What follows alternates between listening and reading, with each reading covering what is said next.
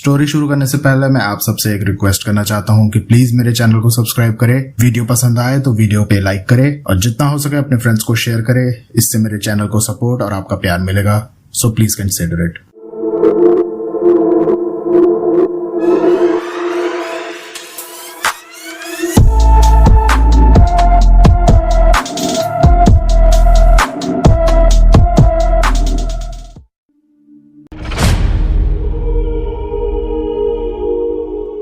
Hello everyone, खमागणी and welcome to the world of story. फिर से मैं आप लोगों के सामने एक और नया रियल सुपरनैचुरल एक्सपीरियंस लेकर। कई बार लोगों के आसपास की जगह ऐसी होती है कि जिसके बारे में लोग ये कहते हैं कि यहाँ कुछ ऐसा है, यहाँ कुछ वैसा है, और कुछ लोग इन चीजों को थोड़ा लाइट लेते हैं।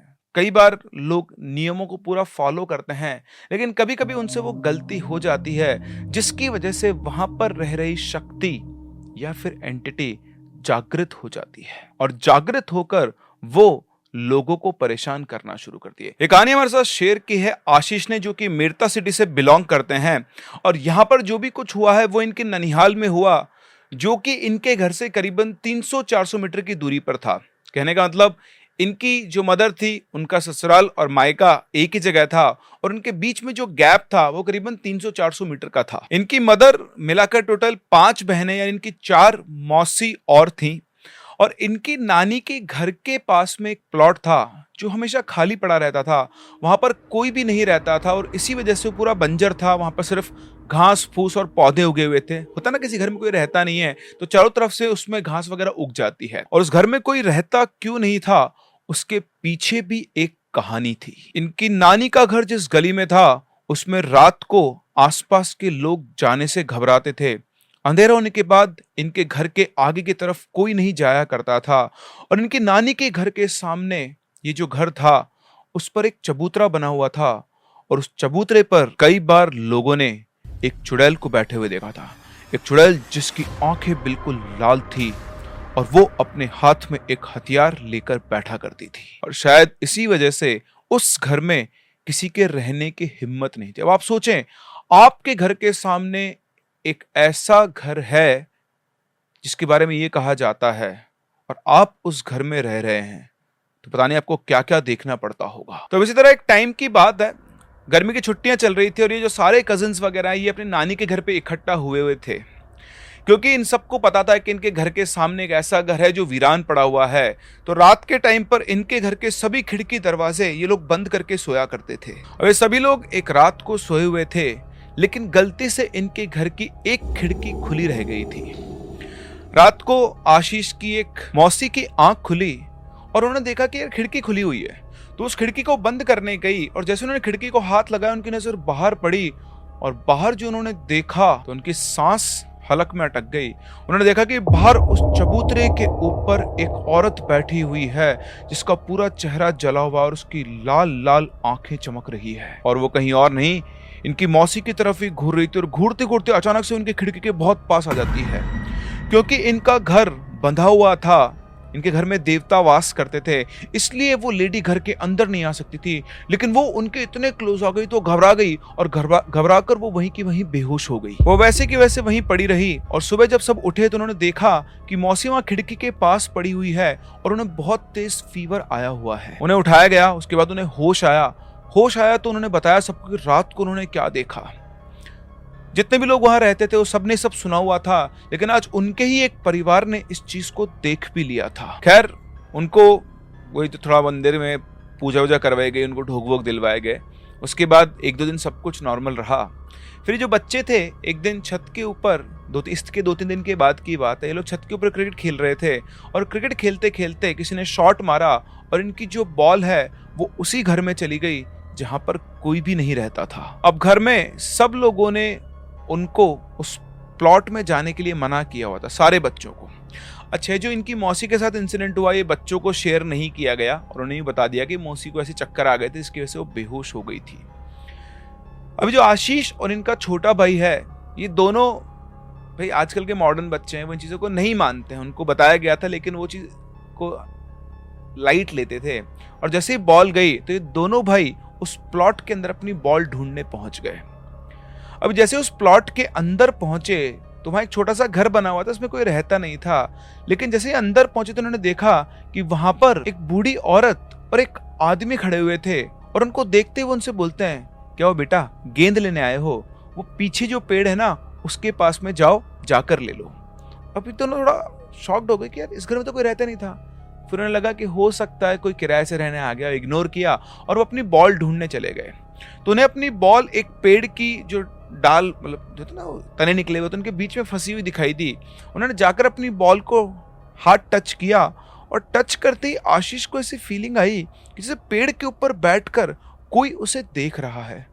उसने जैसे अपनी नजर घुमाई, उसके एकदम से मुझे चीख निकल गई। वो जो बूढ़ी औरत थी जो अभी उसको पीछे मिली थी, वो उस पेड़ के ऊपर बैठी हुई थी और वो इन दोनों को घूर रही थी। ये दोनों बुरी तरह डर कर वहीं पे बॉल को छोड़कर चिल्लाते हुए घर पे भागे, और घर पे पहुंचकर उन्होंने सबको बताया कि उन्होंने वहां उस प्लॉट के अंदर क्या देखा। घर के सभी लोग नीचे से ऊपर छत के ऊपर गए देखने, और वहां जाकर उन्होंने देखा कि इनकी बॉल तो छत के ऊपर ही पड़ी हुई थी। तो सारे बच्चे शॉक्ड थे जो खेल रहे थे कि ऐसा कैसे हो सकता है, हमारी आंखों के सामने बॉल वहां गई थी लेकिन ये अपने आप छत पर आ गई है। और उन्होंने वहां खाली प्लॉट में देखा तो किसी को कुछ भी दिखाई नहीं दे रहा था। लेकिन ये जो दो इंसिडेंट हुए, इनसे कुछ बदल चुका था। वो वीरान घर जो अब तक शांत था, जहां पर सिर्फ लोगों की कहानियां चलती थी, वो अब जीवित हो चुका था। अब धीरे धीरे इनकी वो जो मौसी थी जो बेहोश हुई थी, उनकी तबीयत बिगड़ने लगी। वो बहुत अजीब अजीब सा बिहेव करने लगी। रात को एकदम से उठकर वो रोने लग जाती, बिना किसी कारण के रोती रहती, और लोग चुप करवाने की कोशिश करते तो भी वो चुप नहीं होती। कभी वो एकदम से उठकर बहुत तेज चिल्लाने लग जाती, कभी वो अपने ही बालों को नोचने लग जाती थी। उसकी ये हालत देखकर उसको अलग अलग पंडितों, तांत्रिकों सबको दिखाया गया, लेकिन किसी से कोई फायदा नहीं मिल रहा था और उसकी तबीयत धीरे धीरे और बिगड़ती जा रही थी। अब जितने ज्यादा पंडितों और तांत्रिकों को ये दिखाते जा रहे थे, उतना ज्यादा उस चुड़ैल का प्रभाव बढ़ता जा रहा था। अब सिर्फ किसी एक को नहीं, घर में अलग अलग लोगों को अलग अलग टाइम पर उसी खाली पड़े हुए घर में उस पेड़ पर वो औरत दिखाई देती थी। कभी किसी बूढ़ी औरत के रूप में, तो कभी उसके असली चुड़ैल वाले रूप में, जहां पर बिल्कुल काला उसका जला हुआ चेहरा होता था और उसकी लाल लाल आंखें चमकती हुई दिखाई देती थी। इनके घर में इतनी दहशत थी कि शाम ढलने के बाद सब लोग अपने अपने कमरों में दुबक जाते थे और सब लोग उस घर से नजर बचाकर चला करते थे। अब आप लोग सोच रहे होंगे कि अगर ऐसा सब कुछ चल रहा था तो इन्होंने अपना घर खाली क्यों नहीं किया। तो इतना आसान नहीं होता अपने बने बनाए घर को छोड़कर जाना। अब ये सब तो चल ही रहा था, लेकिन साथ साथ इनकी मौसी की तबीयत और ज्यादा खराब होने लग गई थी। जब तबीयत बहुत ज्यादा खराब हुई तो इनको किसी ने बताया कि इनके घर से 300 किलोमीटर की दूर के आसपास एक माताजी का स्थान है, अगर ये वहां पर दिखाएंगे तो वहां से इसको आराम आ सकता है। जैसे इन लोगों को पता लगा, ये वहां पर पहुंचे तो वहां पर एक आप बोल सकते हैं कि गुडला बोलते हैं कई बार उनको, या ऐसा बोल सकते हैं कि एक आदमी थे जिनके अंदर माजीसा आया करती थी और वो माजीसा सब कुछ ठीक कर सकती हैं। ये लोग वहां पहुंचते हैं। वहां पहुंचने के बाद इनकी जो मौसी थी, उनकी बॉडी के अंदर उस चुड़ैल को बुलाया गया और उसको बुलाकर उससे पूछा गया कि भाई तू ये सब क्या कर रही है, इस बच्ची को क्यों परेशान कर रही है। तो उसने बताया कि जब ये 10 साल की थी तब इसने मेरा मजाक उड़ाया था और मैं उसका बदला इससे लेकर रहूंगी। तो जो जिनके अंदर माता जी आई थी वो बोलती हैं कि तेरा हो गया ना, अब तो ले लिया बदला, परेशान कर लिया इसको, अब इसको छोड़ दे। तो फिर उसने बोला कि ऐसे कैसे चली जाऊंगी, इतने समय के बाद तो मुझे शरीर मिला है, मैं कहीं नहीं जाने वाली हूँ। उन्होंने उसको बहुत प्यार समझाया, लेकिन वो भी बहुत जिद्दी हो चुकी थी। उसने कहा कि वो उसके शरीर से नहीं जाएगी। इसके बाद उन्होंने एक रक्षा कवच बनाया धागे से, और वो धागा उन्होंने इनकी मौसी के हाथ पर बांध दिया और ये कहा कि जब तक एक कवच है इसके हाथ में, मतलब तावीज सा कुछ बनाया था, बोले तब तक वो इसके आसपास नहीं आएगी, आप लोग निश्चिंत रहिए। और बिल्कुल वैसा ही हुआ।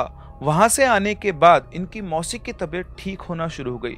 अब तक जो इनके साथ प्रॉब्लम चल रही थी, वो सारी प्रॉब्लम्स अब दूर हो गई थी और करीबन 2-3 महीने में वो ठीक से रिकवर कर गई। अब ना वो रात को रोया करती थी, ना उसे कुछ फील होता था। सभी लोगों ने एक चैन के सांस ली कि चलो फाइनली ये ठीक हो गई है, लेकिन ऐसा नहीं था। उसके ठीक होने के बाद इनके परिवार वालों के ऊपर दूसरे संकट आना शुरू हुए। शायद उन माजिसा ने इस चुड़ैल को जिसके शरीर से बाहर निकाल दिया था, उससे वो इन सबसे नाराज हो गई थी और अब एक एक करके वो इनके परिवार वालों को टारगेट करने लगी। इनके परिवार का कोई भी सदस्य अगर गलती से शाम के टाइम पर या दिन में भी इनके नानी के घर की तरफ चला जाता था तो उसके साथ कुछ ना कुछ होता था। जैसे चलते चलते किसी ने धक्का मार दिया, वो गिर गया, उससे उसको छिल गया, खरोंच आ गई। अगर गाड़ी पे जा रहा है तो वहां पहुंचते गाड़ी एकदम से फिसले गिर जाएगी। और इस चक्कर में इनके परिवार के 2-3 लोगों का अच्छा खासा एक्सीडेंट हो गया था और 1-2 लोग तो मरते मरते भी बचे थे। एक बार की बात है, आशीष की मदर अपनी मम्मी से मिलने किसी काम से जा रही थी। दिन का टाइम था, करीबन 2 बजे के आसपास का। वो चल रही थी और चलते चलते अचानक से उनके सिर के ऊपर एक बहुत बड़ा सिर के पास में एक बहुत बड़ा पत्थर आके गिरा।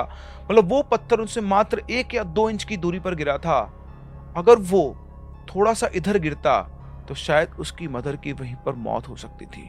उन्होंने घूम के देखा तो पत्थर कहीं और से नहीं, इनके खुद के घर की छत से गिरा था और उस टाइम पर छत पर कोई भी नहीं था। लेकिन इन लोगों के हिसाब से तो क्योंकि वो जो चुड़ैल थी उसको माजिसा के यहाँ से भगा दिया गया था, तो उन्होंने कभी दिमाग नहीं लगाया कि उसकी वजह से इनके साथ ये सब हो सकता है। इन सब चीज़ों को वो सिर्फ एक मेयर कोइंसिडेंस लेकर चल रहे थे। वो तो बाद की बात है जब इन्हें पता लगा कि इस वजह से सब हो रहा था। वरना आप समझे ना, चलते फिरते 15-20 दिन में आपके परिवार में किसी एक के साथ कुछ छोटा मोटा एक्सीडेंट हो गया, इसका थोड़ा बड़ा हो गया, तो आप कभी भी डॉट्स को इस तरीके से कनेक्ट नहीं करोगे। लेकिन इन सबके सामने पिक्चर दोबारा से खुली जब होली आई। आप सभी लोगों को पता है होली का जो टाइम होता है वो बहुत खतरनाक टाइम होता है। इस टाइम पर जो नेगेटिव एनर्जीज होती हैं या जो ब्लैक मैजिक होता है वो बहुत पावरफुल हो जाता है।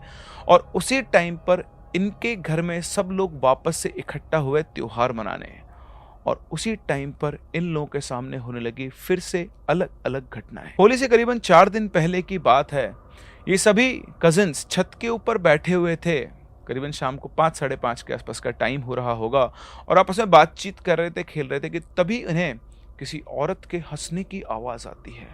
ये उस आवाज़ को सुनकर उस प्लॉट की तरफ देखते हैं कि आवाज़ वहीं से आ रही थी, तो सारे के सारे बच्चे एकदम से चिल्ला उठते हैं क्योंकि सबके सब लोगों को एक साथ उस प्लॉट में उस पेड़ के ऊपर वही औरत अपने विकराल रूप में दिखाई दी। करीबन आप मान लो 8 से 9 फीट की एक औरत, बिल्कुल बड़ा सा उसका चेहरा, लाल लाल आंखें, और उसको देखते उसे बुरे चिल्लाए। उसकी चीख की आवाज़ सुनकर सारे घर वाले ऊपर, उन्होंने पूछा क्या हुआ, तो उन्होंने जैसे इशारा किया वहां पर कोई भी नहीं था। फिर उन्होंने अपने घर वालों को बताया कि किस तरह से उन सब लोगों को वो औरत उस प्लॉट में दिखाई दी। अब जब ये हुआ तो घर वालों को वापस से शक हुआ कि वापस से कैसे आना शुरू हो गई है। इनके घर वालों ने वापस से माजिसा के धाम पे बात की। वहां उनकी बात हुई तो उन्होंने बताया कि अभी 4 दिन के बाद होली है, आप लोग चिंता ना करें, इस बार मैं खुद वहीं पर आऊंगा और वहां इसका जो भी कुछ करना है वो करूंगा। अभी आप 4 दिन थोड़ा शांत रहें। उनके कहे अनुसार उन्होंने यही किया, लेकिन इन लोगों को नहीं पता था कि इनके 4 दिन शांत रहने वाले नहीं हैं। इन 4 दिनों में ये अपनी जिंदगी के वर्स्ट नाइटमेयर्स को झेलने वाले हैं। सबसे खतरनाक इनकी ये 4 रातें होने वाली है। उसी रात ये सब लोग खाना ना खा पी कर अपने अपने कमरों में सोए हुए थे, तभी इनके घर का जो मेन डोर था उसके ऊपर खटखटाने की आवाज आती है। रात के करीबन 1 बजे के आसपास जब घर पे खटखटाने की आवाज आई तो पहले तो 1-2 आवाज आई, नॉक हुई, लेकिन फिर वो नॉक तेज होती गई और इतनी तेज होती गई जो धड़ धड़ धड़ धड़ धड़ कोई गेटों को बजा रहा हो। अब किसी के अंदर भी सब लोग उठ तो गए थे कि इतनी तेज आवाज, सब लोग उठ गए, सब लोग एक जगह इकट्ठे और सोचने लगे कि आखिर दरवाजा कौन बजा रहा है। लेकिन किसी में भी इतनी हिम्मत नहीं थी कि बाहर जाकर ये देख सके कि दरवाजा कौन बजा रहा है। जब बहुत देर तक दरवाजा बजता रहा और कोई बाहर नहीं निकला तो फिर उन्हें एक औरत के रोने की आवाज सुनाई थी। ये आवाज किसी इंसान के रोने की नहीं थी और ये आवाज सुनते ही सबकी आत्माएं सिर गए, सब घबरा गए बुरी तरह से, और वो समझ गए कि ये कोई और नहीं, ये वही चुड़ैल है जो इनके घर के बाहर खड़े होकर दरवाजा बजा रही है। वो ये इंतजार करे कि कोई इनके घर से बाहर निकले और वो उसे अपने कब्जे में ले ले और अपना शिकार बना ले। सारे के सारे घर वाले एक ही कमरे के अंदर इकट्ठे हो गए, बच्चों को भी चिपका के अपने साथ रखा गया और 1 बजे से लेकर करीबन रात के 3 साढ़े 3 बजे तक यही चलता रहा। हर 2 मिनट 5 मिनट के बाद घर का दरवाजे पे घट घट घट आवाज होती और फिर उस औरत के चीखने की आवाज आती। अगली सुबह होते ही उन्होंने अपने जो गांव के जो पंडित थे उनको बुलाया, उनको ये बात बताई। तो उन्होंने उनके घर के चारों तरफ पूजा करके कुछ कीले वगैरह ठोक दी, कीलित कर दी और कहा कि आप चिंता ना करें, आज ऐसा कुछ नहीं होगा। लेकिन जैसे उन्होंने सोचा था वैसा कुछ नहीं हुआ। अगली रात वापस से रात होते ही करीबन 1 बजे के आसपास फिर से वही चीज़ें शुरू हुई। घर के ऊपर नॉक होना शुरू हुई। इस बार सिर्फ घर का मेन दरवाज़ा नहीं, घूम घूम कर कोई घर का मेन दरवाज़ा, घर की सारी खिड़कियों को बजा रहा था। और एक मोमेंट तो ऐसा आया था जैसे ही उस औरत की चीख आई और इस बार रोने की नहीं हंसने की आवाज़ें थी और जैसे से वो हंसती जा रही थी उसकी हंसी बढ़ती जा रही थी और घर के खिड़की दरवाजे सब एक साथ खड़खड़ा रहे थे। इन लोगों को लग रहा था कि आज इनमें से कोई नहीं बचेगा, वो अंदर आ जाएगी। लेकिन ऐसा नहीं हुआ। फिर से जैसे तैसे रात गुजरी और अगले दिन इन्होंने डिसाइड किया कि जब तक धाम से कोई यहाँ पर नहीं आता है तब तक वो सब लोग इस घर में नहीं रहेंगे और सारे के सारे परिवार वाले आशीष के घर में शिफ्ट हो गए।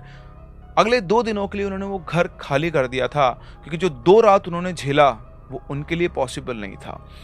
उनके आसपास के पूरे एरिया में खबर फैल गई थी कि फला फला के घर के सामने ये सब चीजें चल रही है। कुछ लोग उत्सुकतावश शाम के टाइम वहां देखने भी जाते, लेकिन इनके परिवार वालों के अलावा वहां किसी को कुछ भी दिखाई नहीं दे रहा था। फिर जब होलिका दहन का दिन था तो धाम से वो पंडित जी वहां पर आए। आकर उन्होंने उस पूरे प्लॉट का निरीक्षण किया और बोले कि एक जेसीबी बुलाइए और इस प्लॉट के सारे पेड़ पौधों को साफ करवाइए। ध्यान रखिए, एक भी पौधा बचना नहीं चाहिए, ना एक पेड़ बचना चाहिए ना पौधा बचना चाहिए। तो उस पेड़ को पूरा काटा गया, जड़ से उसको उखाड़ा गया।